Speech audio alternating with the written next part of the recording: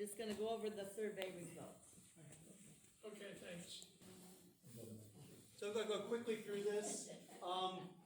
Did a little bit of statistics from our Excel, or from our ride sheet. We had 99 people respond to the survey, which is excellent. We only had 97 members that completed 5 rides last year, so to have more responses than we had people that completed 5 rides, it's excellent. If you have 10% completed survey, it's excellent. So we had good participation in our rides, or in our survey. Did I miss? Nope. So the first question we had was, when do you prefer to ride? The majority of the people said that they preferred to ride in the morning, except for on Sundays and it's afternoon.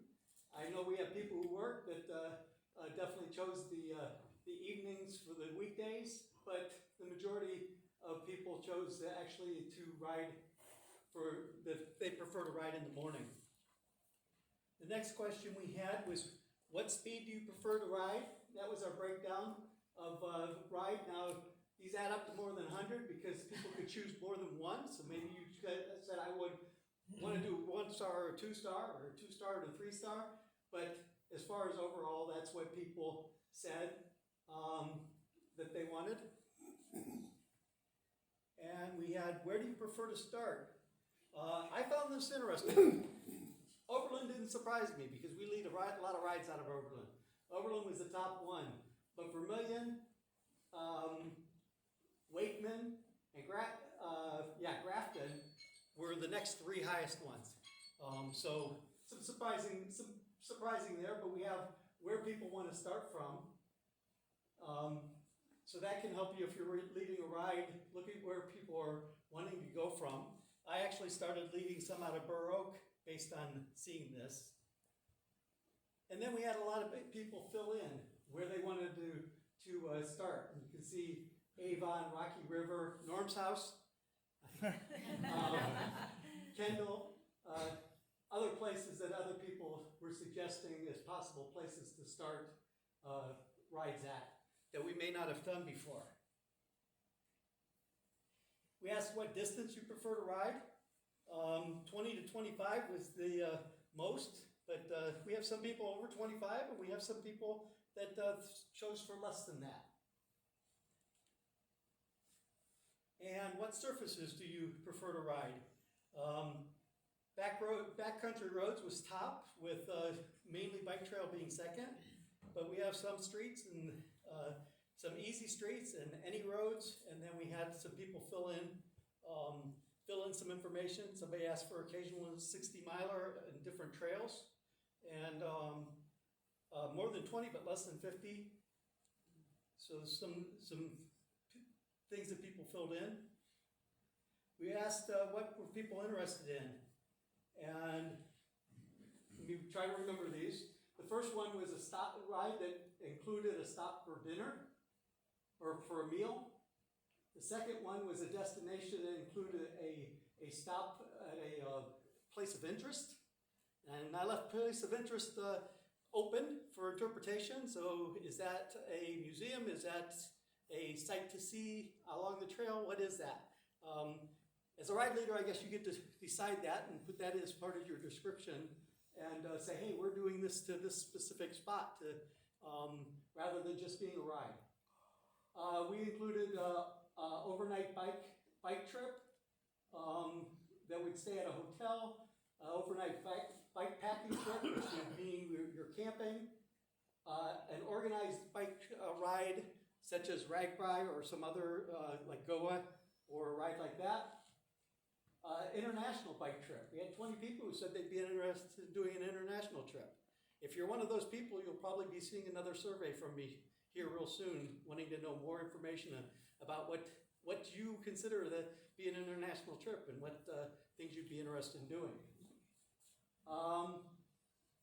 And then we had some things people wrote in. Ice cream stop. I like that, guys. Whoever put that, they're thinking.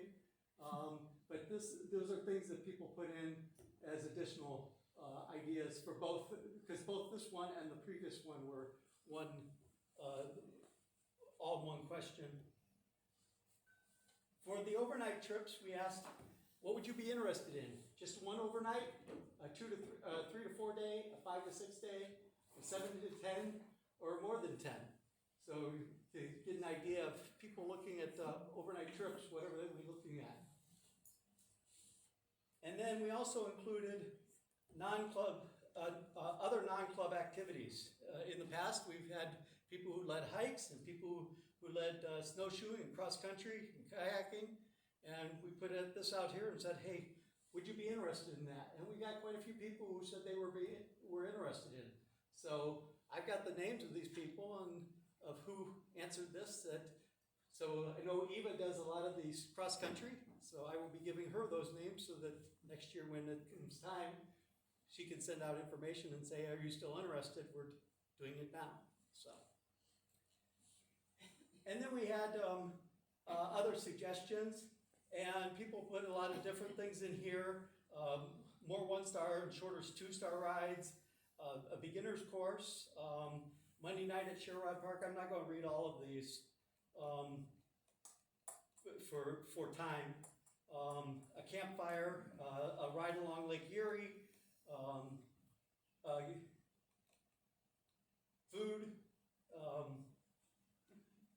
and then some people put in there, thanks for the work that we do and keep up our efforts. So I have one more thing that was the survey we did. This morning I went and pulled the March statistics from last year and this year and thought I'd share those since I'm sharing statistics. So March statistics, last year we had a total of 10 rides led in March. This year we've had 23. That includes all of March last year, including the chili wiener ride. So we're doing great as far as number of rides led. Last year we had a total of 6 ride leaders for all of March. So far this year we've had 7. So we're up there. We went from 59 riders last year to 107. And looking at unique riders, because rider maybe ride more than once, we had 32 compared to 37, so we're up there as well. And in case you think, hey, we must be having a good year as far as weather, I went and pulled the weather for last year and compared it to this year. And I said, how many days from March 1st to March 20th were at least 50 degrees, had less than 15-mile-an-hour winds, and no precipitation?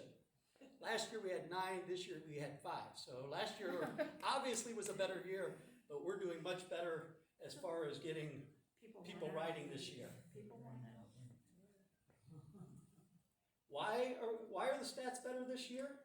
Well, I sent out an email earlier this year challenging people, and I hope that prodded some people. I'm not going to take credit for the stats at all. I don't want that. But it could be opportunity. We have more rides. We have more ride leaders putting rides out there. And it could be encouragement, whether that's a challenge or word of mouth, calling somebody and saying, hey, would you like to go out on a ride with me? So with opportunity and encouragement, we can get more people involved in doing the rides. So I want to do one more thing. If you led a ride so far in March, could you please stand? And then we have a couple here. Thank you.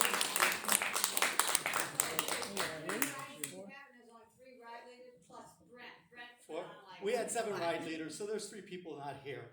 I knew there would be some people not here, but I thought the people who were ride leaders that are here deserve the round of applause, and thank you for that. The other thing I want to do real quick is if you've ridden on a ride in March, can you please stand up?